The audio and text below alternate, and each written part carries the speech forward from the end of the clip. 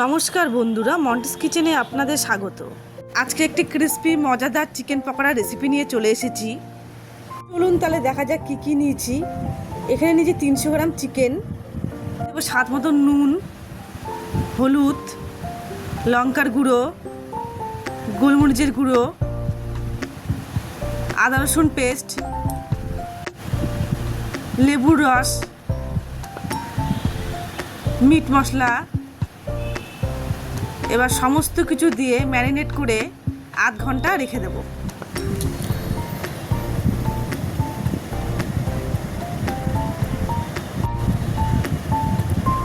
আধ ঘন্টা চলে এসেছি। এবার এর মধ্যে দিয়ে দেব একটা ডিম, পরিমাণ মতন ময়দা, পরিমাণ মতন অ্যারারুট, সমস্ত কিছু উপকরণ দিয়ে ভালো করে মেখে নেব।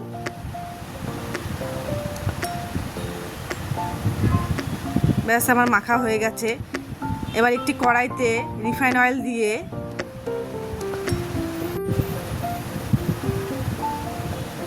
তেল গরম হয়ে আসলে এবার একটা একটা করে ছেড়ে দেব।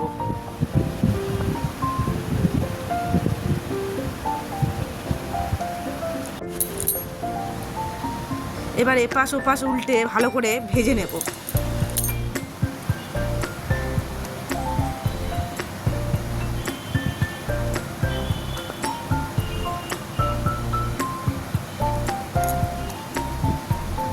ব্যাস লাল লাল হয়ে গেছে, এবার আমি উঠিয়ে নেব।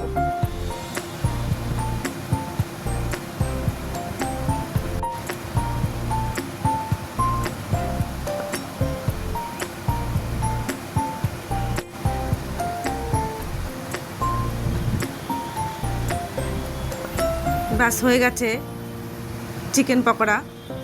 আপনাদের যদি আমার এই রেসিপিটি ভালো লেগে থাকে অবশ্যই লাইক, কমেন্ট, শেয়ার আর চ্যানেলটিকে সাবস্ক্রাইব করে দেবেন।